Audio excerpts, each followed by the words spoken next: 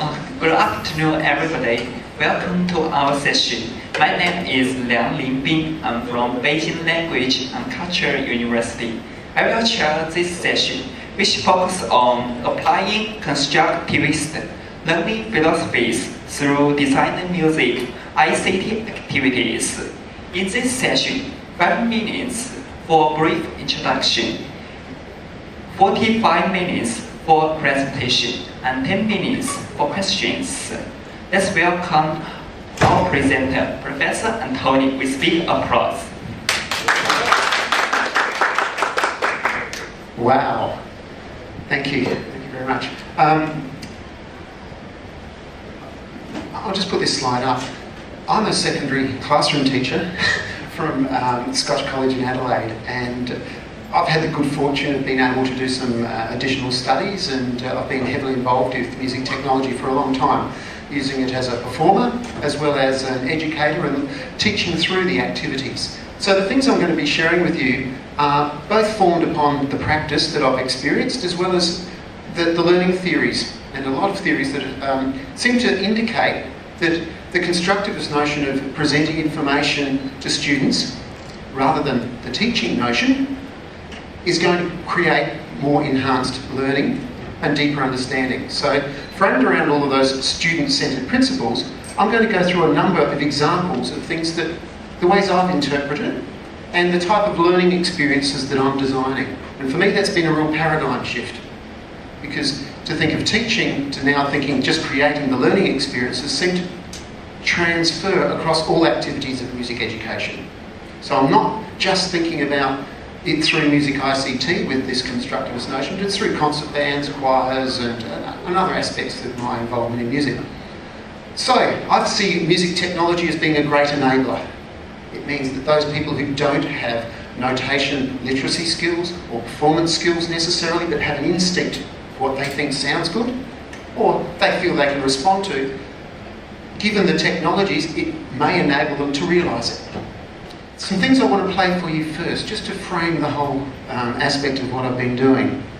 I'll be switching between the PowerPoints, so I'm sorry about that. This one here. Philosophies were one of the best progressive rock bands to come out of this country during the noughties decade.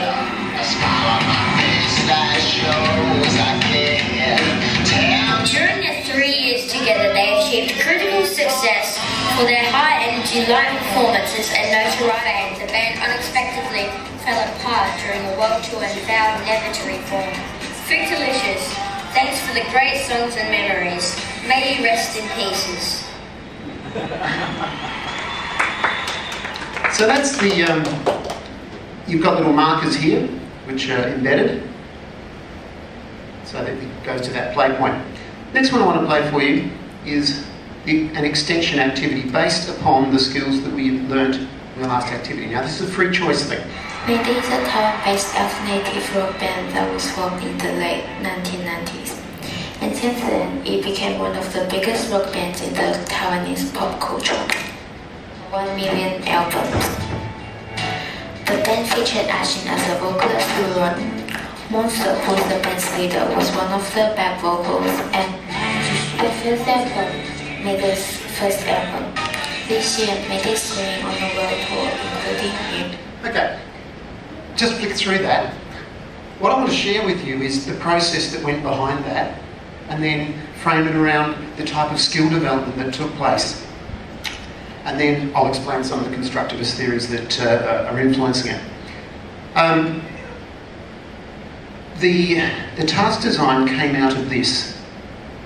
Now, it created a scenario there, and there's a pod rockumentary content checklist, which basically sets the scene for what we want to have as the outcome from this activity.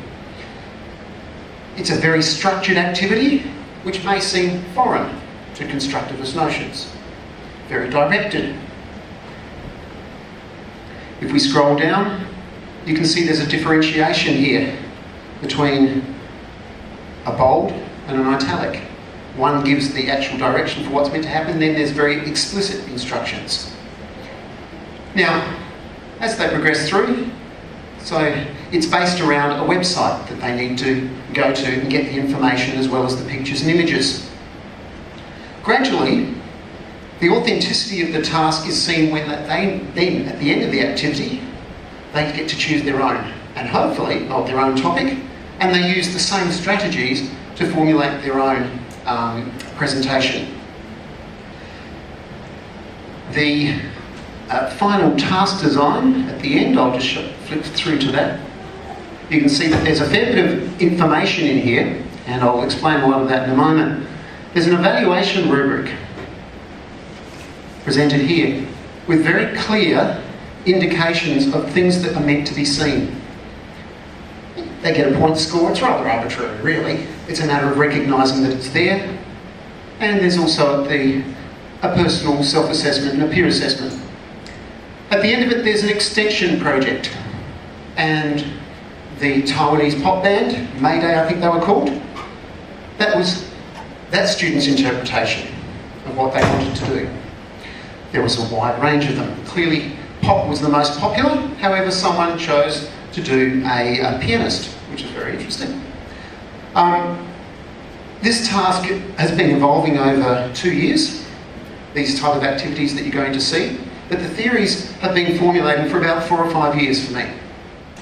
I mentioned that constructivism is within the title, but for me, designing the learning experiences are really important, and it's thinking through how students can firstly develop an understanding for what I'm expecting or asking them to experience, letting them formulate their own opinions on it through the experience, and then having some sort of outcome to it that, for me, needs to be both personal as well as have an authenticity to it and a musical focus. I want them to develop music literacy skills, not primarily technology skills. So it is about using it to make music or do something about music.